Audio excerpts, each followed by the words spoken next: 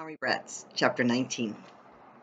It was a quiet bike ride as Charlotte led the way to the alley off Crimson Drive the next morning, sweat prickling her temples, despite the fact that it was barely 8 a.m.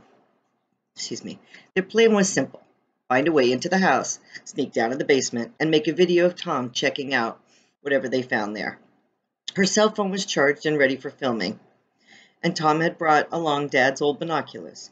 Rosie was ready too, dressed head to toe in spy gear, complete with her night vision goggles and Dad's watch with a timer, flashlight, and glow-in-the-dark numbers.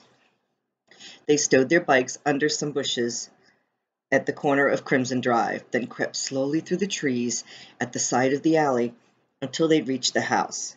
Charlotte, who was in the lead, raised a hand, and they all came to a halt, while Tom used the binoculars to see if there was any movement. "All clear," he said quietly. "Okay then, Charlie Mike," Charlotte said, using the lingo for continuing a mission. "No more military words," Rosie said sharply. Well, Charlotte could certainly understand her sister's aversion to them today. "Sorry," she whispered. They headed to the house, where they began testing windows. Last time, only Rosie had attempted to open them, so Charlotte was hoping if she or Tom, who were taller and bigger, tried, they might be able to get one of them to budge. "This one's open part way," Tom whispered. The window was at the side of the house, and Charlotte went to help him tug. "I think it's stuck," she said after a minute. Sweat trickled down her back, making her skin unpleasantly sticky. "I can fit in there," Rosie said in her normal voice, "and then I can open the front door and let you in." Charlotte and Tom quickly hushed her. "That's not safe," Charlotte said as Rosie glared at them. "Don't worry, we'll find another way in." She just hoped it was true, as she followed Tom around to the back of the house. Rosie was tired of Tom and Charlotte ignoring her ideas. They didn't believe her about the dog napper. They thought she'd ruin their chances at following the man in brown, and now they didn't think she could open the front door by herself. So Rosie decided it was time to show them. She was going to sneak into the house all by herself. Dum dum dum. She waited as her siblings rounded the corner, then poked her head into the partially open window.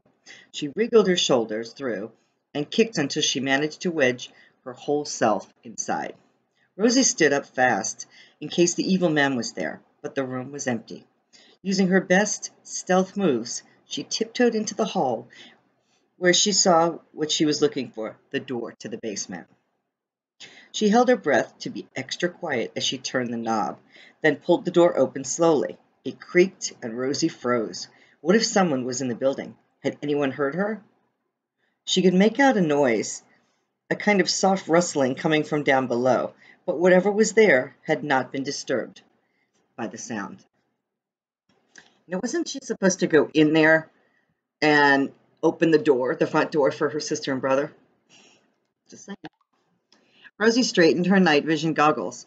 Then she crept it through the door. The stairs were narrow, but enough light came in from the small basement windows that the area wasn't dark. Rosie walked silently down 2 steps, then crouched low and took her first look into the big room. And then she gasped.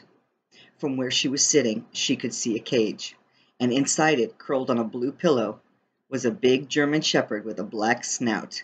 Buddy. She'd found him at last. Rosie flew up the stairs to the front door, ready to show her siblings she'd been right about everything the whole time, but in her haste, she forgot to look outside first.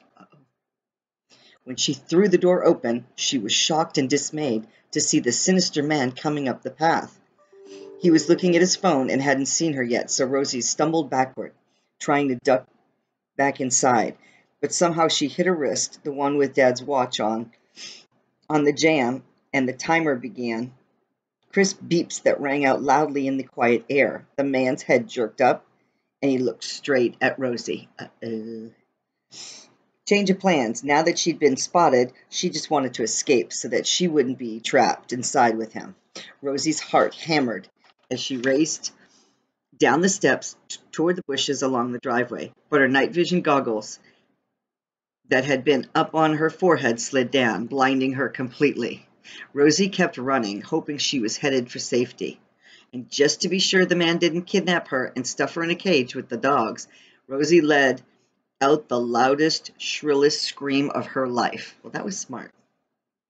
Tom was pulling on yet another locked window when a deafening shriek pierced the air. He started and nearly shrieked himself. "What was that?" Charlotte asked. She had been crouched next to him, but now she jumped to her feet. Tom wasn't sure, but he just realized they had an even bigger problem. "Where's Rosie?" he asked. The scream came a second time, and this time it made Charlotte's face go a scary white. "That's Rosie," she said in a strangled voice.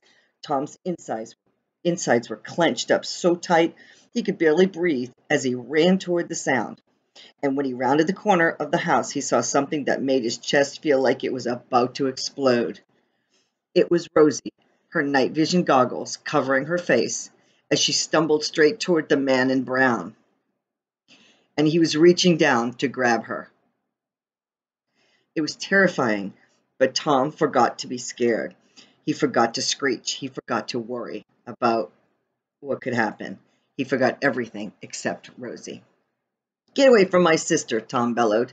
He raced across the yard, leaped over an old flower bed, and ducked under a low-tree branch, ready to do anything and everything it would take to save Rosie. That's the end of chapter 19.